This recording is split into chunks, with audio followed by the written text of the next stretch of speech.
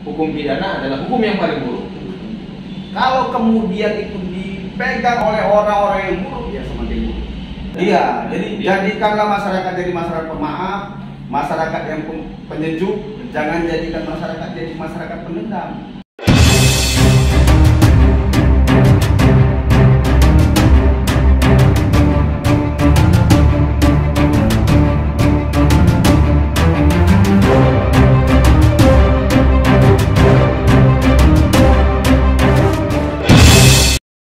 Assalamualaikum warahmatullahi wabarakatuh, sahabat litigasi. Kita masuk kepada sesi kedua ya, pembahasan tentang pasal penodaan agama sebagaimana yang dimaksud dalam pasal 156A dan Undang-Undang ITE pasal 28. Sahabat litigasi, saya masih bersama Dr. Indra Gunawan Purba, SHMH. Sahabat litigasi, kita sudah berbicara panjang tadi tentang pasal penodaan agama, khususnya di pasal 156A. Untuk meneruskan, kita akan bahas di pasal 28 Undang-Undang ITE, tapi sebelumnya tetap masih kita singgung di pasal 156A. Apakah forum ini menjadi pertimbangan untuk menentukan dulu atau tidaknya pasal 156A tersebut? Baik, terima kasih ya. Tentunya kalau dirujuk di 156 itu jelas disampaikan bahwa yang bisa dihukum 5 tahun itu barang siapa dengan sengaja di muka umum, di muka umum mengeluarkan pernyataan, perasaan atau melakukan perbuatan yang bersifat permusuhan, penyalahgunaan atau penodaan agama. Nah, ukuran di depan umum itu ya tentunya di depan halayak ramai. Kalau kemudian dia ukurannya di forum tertentu yang kemudian walaupun dia umat itu, kalau pemenuhan unsur di depan umumnya itu tentu terpenuhi ketika kemudian dia sampaikan di depan umum itu. Ya. Forum ini tidak menjadi ukuran ya? Tidak menjadi ukuran. Sepanjang itu bisa menyebar ke halayak ramai, itu tetap bisa diterapkan di pasal 156A tersebut ya. Kemudian begini, di akhir-akhir ini ada kasus lah kita bilang yang ya cukup mengejutkan halayak ramai, yakni ada seorang dai atau seorang penceramah lah kita bilang, itu ada mengungkapkan suatu kata-kata fiksi terhadap ajaran atau agama tertentu kita bilang. Kemudian apa pendapat bro ketika kalimat fiksi itu bisa dia benarkan berdasarkan ahli-ahli agama atau ahli sejarah atau ahli apapun itu? Jadi kan tentunya kata-kata yang disampaikan oleh seseorang itu memenuhi satu unsur dalam ketentuan tindak pidana seperti yang saya sampaikan. Kalau kemudian kata-kata fiksi itu tadi mengukur apakah itu sudah menodai atau tidak menodai, kira-kira gitu ya. Dan kemudian ternyata memang benar fiksi, kira-kira gitu ya. Nah, hal itu tentu itu diukur oleh ahli hukum agama, ahli agama maksud saya, ahli agama yang menentukan ketika ranahnya demikian itu dan memang bisa dibuktikan bahwa itu fiksi, apakah ternoda atau tidak, sudah ternodai atau tidak ternodai, itu bahasa saya mungkin ya. Sudah menodai agama tertentu atau tidak menodai agama tertentu, itu ada di ranah ahli hukum agama. Kalau kemudian dianggap bahwa dengan terbuktinya bahwa yang disampaikan penceramah itu kemudian dinyatakan dia tidak ternodai karena memang benar apa yang disampaikan, tentu itu tidak terpenuhi unsur 156-nya. Ya, tapi jika kemudian ranah penodaan itu seperti saya sampaikan di awal itu tentunya ada di ahli hukum agama yang menentukan bahwa sampai batas mana kemudian pernyataan orang itu bisa menodai atau tidak menodai ranah agama. Jadi sangat penting ya kedudukan ahli agama ini dalam penerapan pasal 156A ini ya. Kalau dia, karena dia memang di 156A itu terbestendel delik, nah itu termasuk penodaan agama, saya kira sangat penting untuk menentukan ini karena atau dia bahasanya menodai atau tidak menodai agama.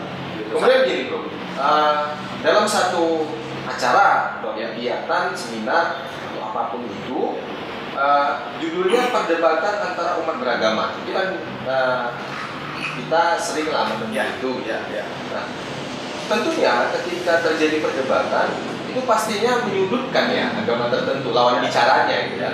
Nah, apakah dengan kajian seperti ini itu dapat diterapkan pasal 156A tersebut? Saya kira gini, memang ada acara-acara yang memang dibuka forum untuk memperdebatkan agama ini.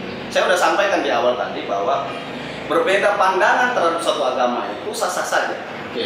Berbeda pandangan, karena memang agama itu sangat fundamental, karena dia keyakinan. Saya tentu tidak, karena keyakinan saya Islam, tentu saya tidak meyakini bahwa agama lain itu benar, tentunya itu. Nah, tapi sebaliknya. Tapi kalau kemudian forum itu disediakan memang untuk memperdebatkan itu, tentunya kan tidak ada unsur mensrea di situ, karena memang pasti ada template yang disepakati sampai batas mana orang menyampaikan dan boleh menyampaikan. Ya, kalau kemudian mungkin sini sudah lewat ya harus dibatasi. Nah, kalau bisa masuk ranah pidana itu tidak masuk ranah pidana itu kan tentu perbuatan itu dilakukan dengan niat hati yang tercela. Kalau di hukum pidana itu mens rea saya sebutkan. Sebatas mana kemudian dia terlihat perbuatannya itu memang tercela atau tidak tercela. Kalau acara-acara yang dilakukan memperdebatkan ajaran agama ini tentunya sudah dibatasi dengan ketentuan-ketentuan yang boleh sampai di mana dia menyampaikan, sampai mana tidak menyampaikan. Kesepakatan sebelum adanya acara ya. Kesepakatan sebelum adanya acara gitu. Jadi tentunya itu sudah menjadi kesepakatan, tidak boleh tersinggung kalau kemudian dia memperdebatkan salah satu ajaran itu atau satu ayat-ayat itu. Saya kira demikian ya. Jadi tidak muncul mensreanya di situ, perbuatan tercelanya di situ. Bro katakan tadi ketika kita tidak sepemahaman dengan agama tertentu, ya itu sah-sah saja. Nah, kalau dikaitkan dengan pasal 156A ini bagaimana? Ya,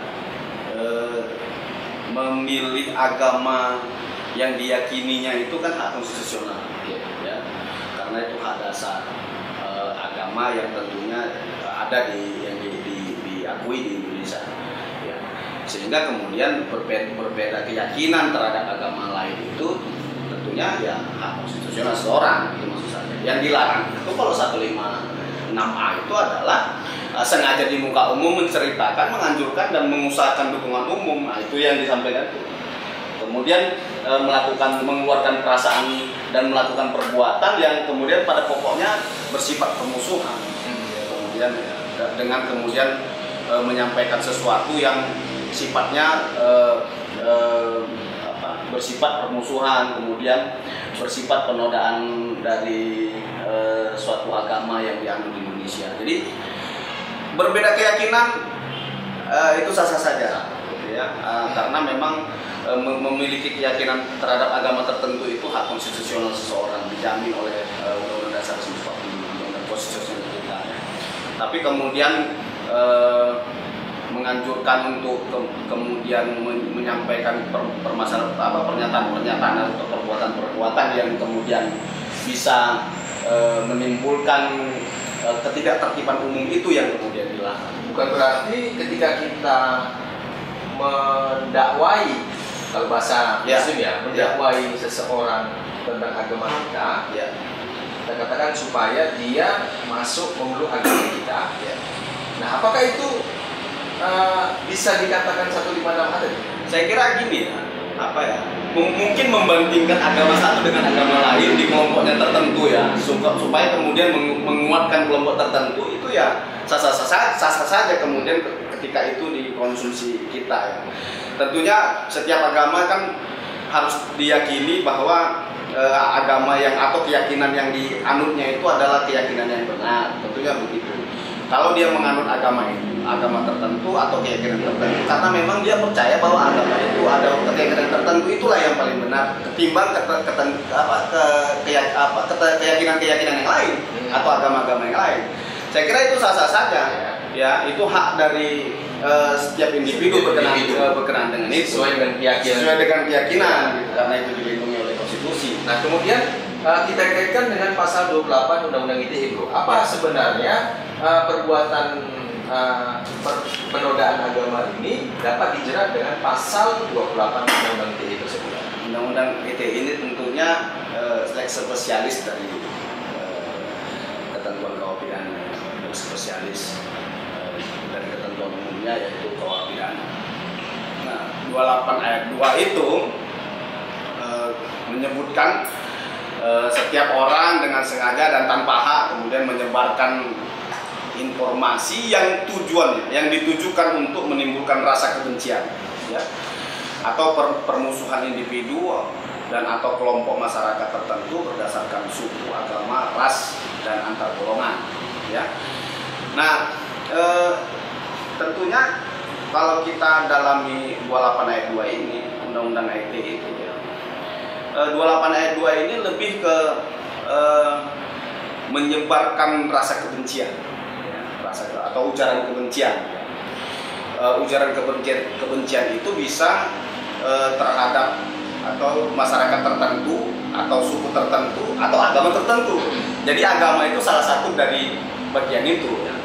Ras atau antar golongan. Ada SKB surat keputusan bersama antara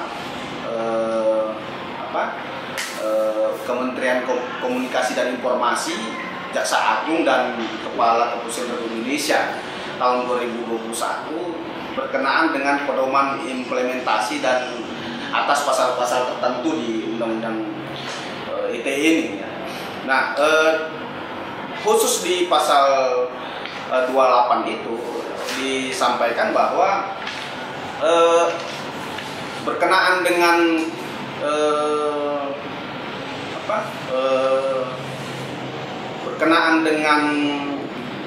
penyebaran itu disampaikan bahwa penyebaran itu bisa diartikan atau diimplementasikan agar diketahui masyarakat umum, ya. Kemudian disebut juga di situ di SKB itu motifnya adalah membangkitkan rasa benci dan atau permusuhan atas SARA. Nah, jadi atas SARA itu memang tujuan dari si pelaku itu atau si pembuat pernyataan itu memang membangkitkan rasa benci dan atau permusuhan atas dasar SARA. Jadi kalau mau ke 28 lebih ke ujaran kebencian sebenarnya. Ada nggak sanksi yang bisa dijerat atau pasal 28 ini, ya, apakah menjerat pihak-pihak yang memproduksi dari, kalau di pasal 28 ini kan melalui jaringan, ya. Nah, katakanlah video dia kan, ya. Dia buat video, kemudian untuk konsumsi sendiri, kemudian ternyata ada pihak lain yang menyebarkan video tadi ini. Nah, siapa pelaku memproduksinya atau yang menyebarkan yang dijerat dengan pasal 28 tersebut? Jelas ya di 28 ayat 2 ini, ya, bahwa setiap orang dengan sengaja tanpa hak menyebarkan informasi. Artinya bahwa memang yang menjadi stressing point di sini adalah yang menyebarkan informasi dengan tujuan untuk menimbulkan rasa kebencian. Ya, kalau mau melihat unsur pasalnya bahwa ya memang yang bisa diterap di pasal 28 ayat 2 adalah orang yang sengaja dan tanpa hak itu yang menyebarkan informasi itu. Ya, menyebarkan informasi itu dengan tujuan untuk menimbulkan rasa kebencian. Maksud dari tanpa hak, ya, tanpa hak ini apa maksudnya? Tanpa hak itu dia tidak punya kompetensi untuk menyebarkan itu. Ya, dia tidak punya kompetensi, tidak berhak dia kemudian untuk menyebarkan suatu informasi yang kemudian ternyata informasi itu menimbulkan rasa kebencian dan atau permusuhan individu. Apakah termasuk dengan yang seperti saya contohkan tadi, ada orang yang buat video, kemudian ada orang lain yang menyebarkan. Nah, kalimat tanpa hak ini, kalimat tanpa hak ini apakah dimaknai dengan tanpa izin dari pembuat video? Tidak begitu. Oke. Ya, tidak begitu dia. Nah, tanpa hak ini artinya kan dia melawan hak. Melawan hak ini melawan hukum. Ketika kemudian bahwa dia sengaja sadar kemungkinan bahwa apa yang disampaikannya itu akan menimbulkan rasa kebencian dan permusuhan individu itu ya, atau kelompok masyarakat tertentu itu bisa itu. Nah, dia udah bisa disebut tanpa, karena tanpa hak itu melawan hukum ya. Oke, berarti hak itu artinya hukum ya? Iya, hak itu artinya dia melawan hukum. Melawan hukum ya, tanpa hak berarti dia melanggar hukum ya. Begitu dia. Dia tidak punya otoritas ya untuk menyebarkan tersebut, sehingga dikatakan tanpa hak ya. Oke.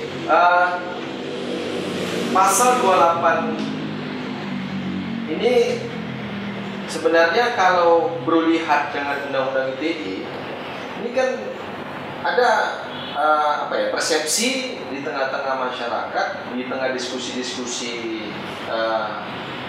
komunitas-komunitas tertentu bahwa sesungguhnya ruh dari Undang-Undang ITE ini tidak mengatur tentang ini, tapi mengatur tentang lalu lintas teknologi. Nah, bagaimana pendapatku dengan persepsi bahwa pasal ini sebenarnya disudutkan di dalam Undang-Undang ITE tersebut?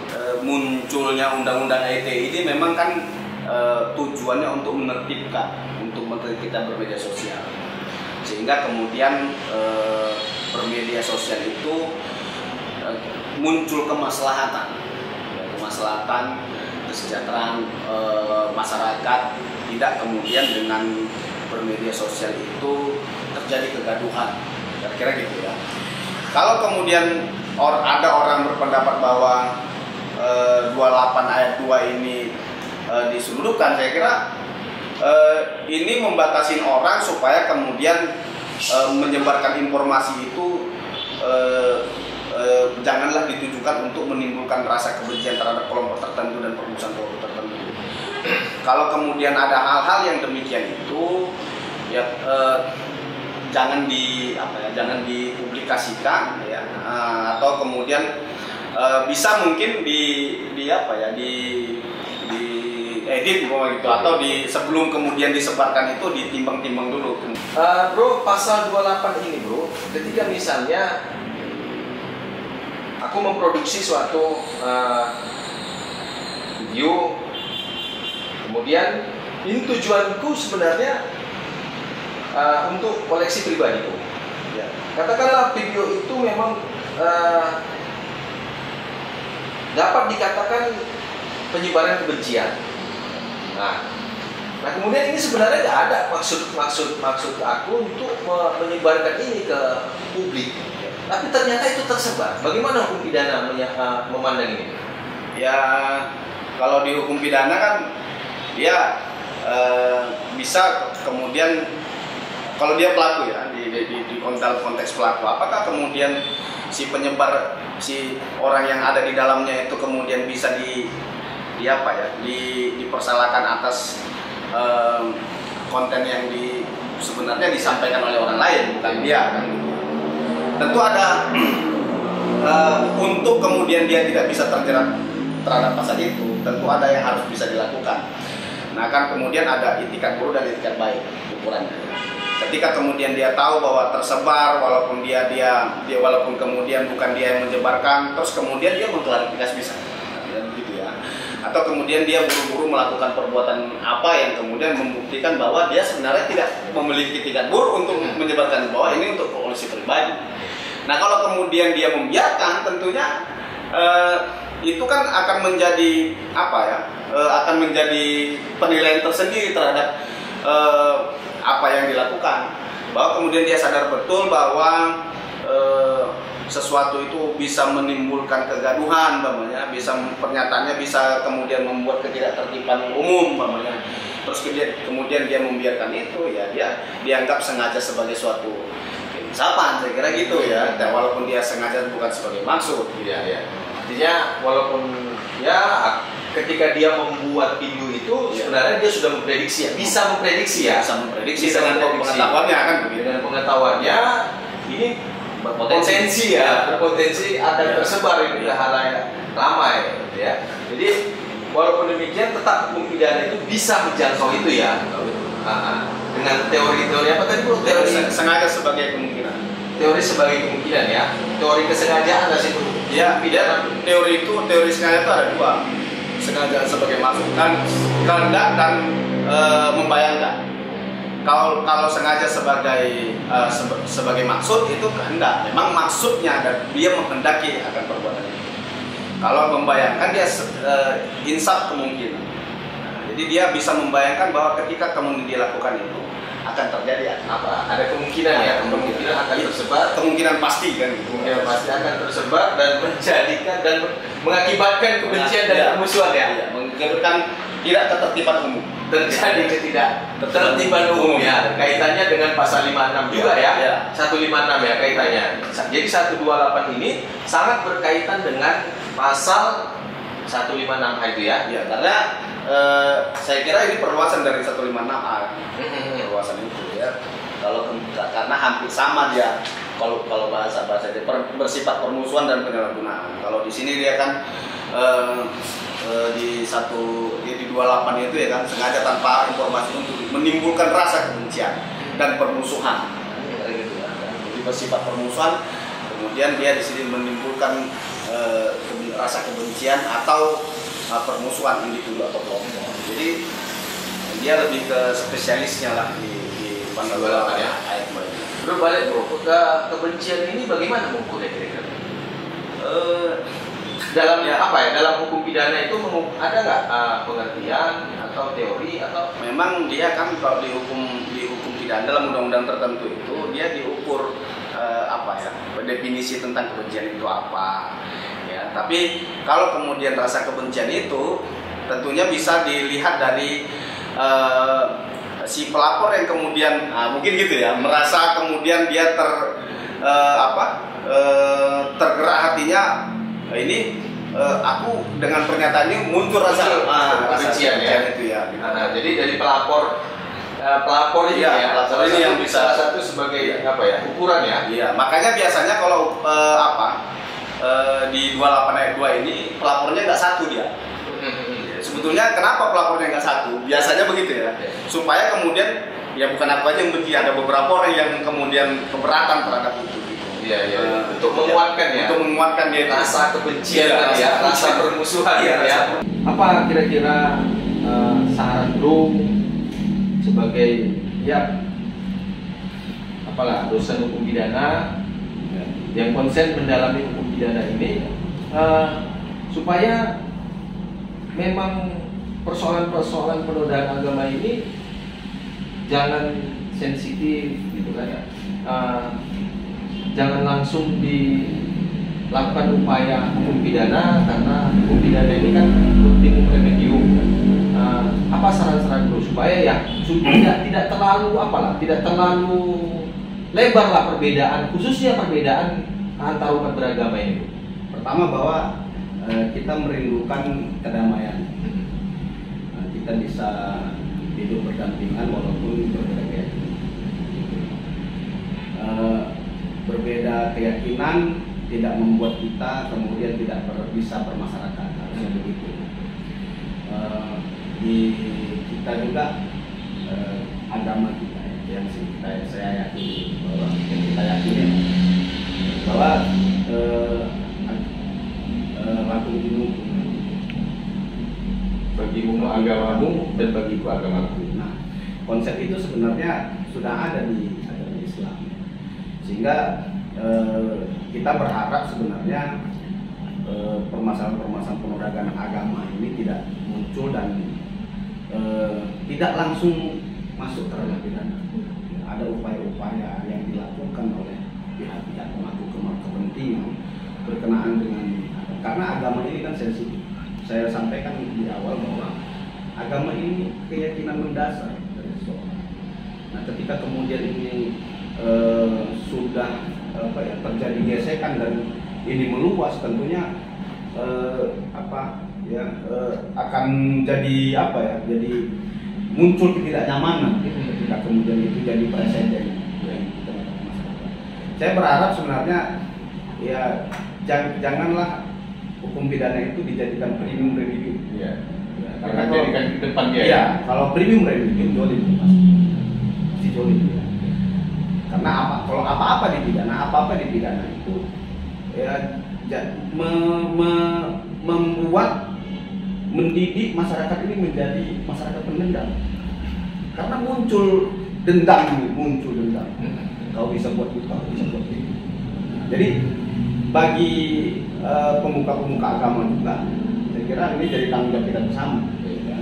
Kalau dalam konteks hukum pidana, tentunya saya berharap jangan jadikan pidana itu premium, tapi jadikanlah pidana itu ultimum remedium. Dia memang benteng terakhir untuk kemudian menyelesaikan permasalahan-permasalahan. Jadi bisa kemudian didudukan. Kalau kemudian kemarin ada yang menyatakan demikian, mungkin menyinggung masyarakat demikian, kemudian masyarakat kelompok tertentu, terus kemudian ada balasan. Saya kira negara di sini kemudian harapan saya berperan aktif untuk kemudian menetralkan ini. Apalagi sekarang sebelum kemudian masuk ke ranah itu. Jadi maksudnya menurut saya itu kalau bisa janganlah langsung digunakan hukum pidana untuk menyelesaikan permasalahan. Bisa kemudian ya dilakukan klarifikasi atau ada forumnya, dan hadirlah negara untuk mendidik masyarakat supaya jangan jadi masyarakat pendendam gitu. Jadi karena saya sepakat ada pakar hukum pidana yang menyatakan bahwa hukum pidana itu hukum yang paling buruk. Hukum pidana adalah hukum yang paling buruk. Kalau kemudian itu dipegang oleh orang-orang yang buruk, ya semakin buruk. Gitu. Jadi walaupun kemudian itu dunia yang kita dalami, memang pidana penting, tapi nggak boleh. Dia harus, karena dia penjaga terakhir, benteng terakhir untuk ketertiban masyarakat. Tapi dia digunakan kalau memang sudah saatnya. Jadi timbanglah masyarakat, timbanglah ini, jadilah pemimpin yang menyejukkan, kira-kira gitu ya. Jangan kemudian menggunakan sesuatu itu menggunakan hukum pidana itu di depan, gunakan nanti. Nah, itu saya kira ini karena memang ya, tadilah kalau apa-apa di pidana biasanya rasanya itu, apalagi memang ya sesungguhnya rasa kebudayaan, nilai yang ada di tengah-tengah masyarakat Indonesia sebenarnya yang sejuk ya, musyawarah kekeluargaan, gotong royong. Nilai-nilai itu yang sebenarnya udah mulai hilang ya. Nilai luhur lagi itu ya. Nilai luhur, bineka tunggal ika, berbeda-beda tetap satu juga gitu kan. Kita bisa berdampingan walaupun berbeda keyakinan, bisa saling menghargai, bisa saling kalau contoh-contoh yang diberikan negara ini kepada masyarakatnya, contoh-contoh permusuhan, ya masyarakatnya pasti bermusuh. Jadi ya, kalau bisa ya jangan gunakan pidana ini sebagai alat untuk menertibkan duluan. Ya, lakukan upaya-upaya. Ya. Saya kira kita punya pengalaman lah bahwa kita pernah hidup berdampingan. Saya tinggal di Simalungun. Di Simalungun itu Islam Kristen itu bercampur Pak. Saya terasa betul bagaimana kemudian kita dulu saling berdampingan dan saya rasa sekarang itu udah mulai betul ya, hilang. Jadi sensitifnya itu semakin tinggi. Karena ada contoh-contoh yang ditunjukkan bahwa ini menghujat yang itu yang menghujat yang itu. Gitu. Karena agama itu hal yang paling fundamental dalam diri kita itu. Ya mau nggak mau, suka nggak suka kita pun terikut, terpancing ya. Mau nggak mau, suka nggak suka. Jadi kita udah tidak begitu enak lagi bercerita tentang sosial masyarakat ini. Jadi ya kedua belah pihak saya kira harus sama-sama bisa memberikan contoh yang baik. Jadi semua pihak harus menahan diri, khususnya ketika ada tindakan-tindakan yang menodai agama, gitu ya. Tindakan-tindakan yang menyinggung, harus menahan diri, gitu ya. Malah kalau kemudian itu jadikan contoh ya, umpamanya ketika kemudian ada agama satu memuja agama yang lain, agama lain kemudian agama lain membalasnya, terus didamaikan, diislahkan, itu akan jadi contoh yang baik ke masyarakat bahwa kita harus jadi masyarakat pemaaf, bukan masyarakat pendendam. Bukan masyarakat pendendam. Iya, jadi jadikanlah masyarakat jadi masyarakat pemaaf, masyarakat yang penyejuk, jangan jadikan masyarakat jadi masyarakat pendendam. Karena membidana itu saya yakin bahwa muncul dendam. Iya, muncul hati yang enggak. Karena mempidana akan menimbulkan rasa penderitaan terhadap orang yang dipidana, sehingga secara otomatis menimbulkan dendam tadi, bro ya. Iya, tentunya sebagai penceramah dia punya kelompok-kelompok dan pengikut fanatis. Yang kalau kemudian itu dipidana ya, pasti dia pengikutnya ini jadi tadi saya bilang mendam ya. Ya. Kalaupun nggak ke kita, mungkin kita nggak setuju, tapi kan setidaknya golongan tertentu itu tersakiti hatinya, kira-kira gitu. Ya.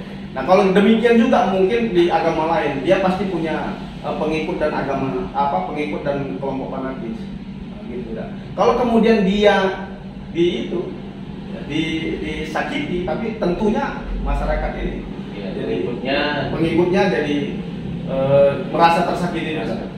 Maka menurut saya lebih bagus dilakukan upaya-upaya Islam.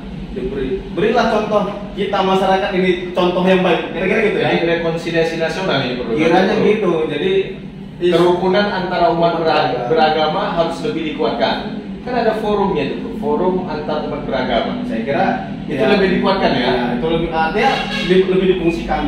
Iya, bukan lebih dikuatkan. Sehingga kemudian lintas agama ini bisa lebih menyejukkan. Oke. Ya. Bro, makasih bro. Siap bro. Ya, sukses selalu bro. Saya sehat selalu. Ini ngobrol nyantai sambil ngopi ya kan. Sangat bermanfaat bro, apa yang kita obrolkan menjadi informasi, menjadi tambahan hazanah lah pemikiran khususnya di hukum pidana.